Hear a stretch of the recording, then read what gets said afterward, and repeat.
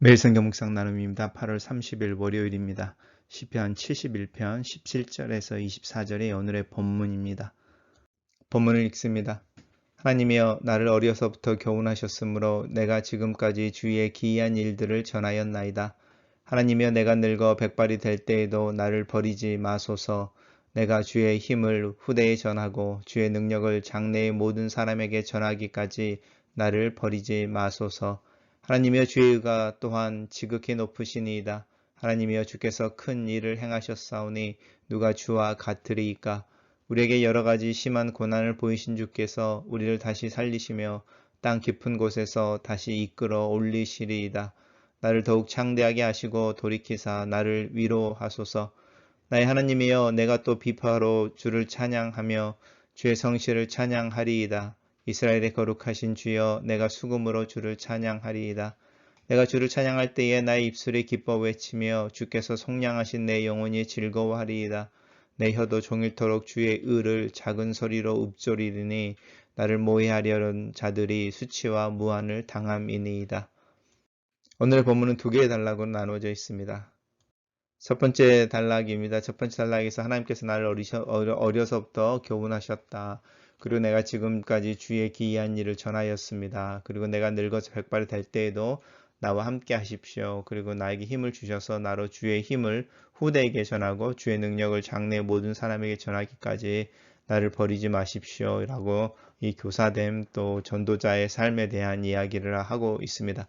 주님의 의에 대한 찬양을 또한 하면서 주님께서 큰 일을 행하셨사오니 누가 주와 같겠습니까? 이렇게 말하면서 하나님께서 자신들에게 이렇게 고난을 당하게 하셨다. 힘든 상황들을 주셨지만 죽지 아니하게 붙드시고 회복하시는 거죠. 다시 살리시고 이 땅의 깊은 곳이라고 하는 것은 이스라엘 사람들이 수올이라고 그래서 죽은 사람들이 가는 곳 이렇게 머물러 있는 곳 그 죽음의 땅에서부터 다시 이끌어 올리시리이다. 나를 창대하게 하시고 돌이키사 나를 위해 나를 위로하소서라고 우리 기도하고 있습니다. 단락을 요약해 보겠습니다. 저는 이 단락을 간단하게 누가 주와 같은 일을 행하시며 우리를 살리시고 회복하고 축복하십니까? 이렇게 요약해 봤습니다. 두 번째 단락에서 나의 하나님이여라고 부르면서 내가 비파로 주를 찬양하고 주의 성실을 찬양합니다. 수금으로 찬양을 하겠습니다. 내가 찬양할 때 내 입술이 기뻐해 치며 주의 속량하신 내 영혼이 즐거워할 것입니다. 라고 하나님을 예배하고 찬양하는 것에 내 전인이 또 내 전 인격이 임발부해서 하나님을 찬양하는 것에 대한 이야기를 하고 있습니다.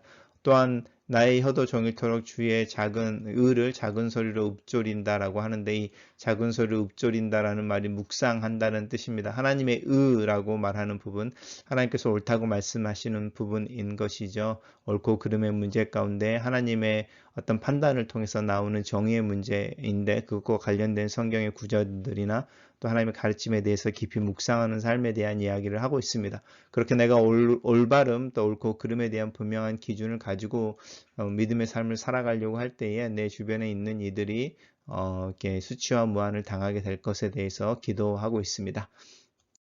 단락을 요약해 보겠습니다. 내가 거룩하신 하나님을 찬양하고 즐거워합니다. 이렇게 간단하게 요약했습니다. 첫 번째 묵상 포인트입니다. 이 세상에 누가 하나님과 같은 위대한 일을 행하셨을까? 하나님의 위대하심은 나로 주눅들거나 무서워하게 하는 것이 아니라 오히려 나를 그분 앞에 서게 하는 능력이다. 성경과 신앙의 선배들의 믿음의 삶은 항상 나에게 본이 되며 인생을 살아가는 모델과 솔루션을 제공해 준다. 나 또한 누군가의 고민에 대답이 되면 좋겠고 예수 그리스도라는 길을 가리키는 표지판으로 살면 좋겠다.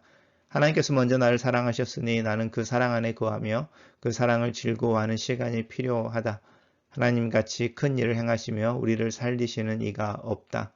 나 또한 그 일하심 가운데 날마다 새로운 존재가 돼가는 것을 또 되는 것을 믿는다. 두 번째 묵상 포인트입니다.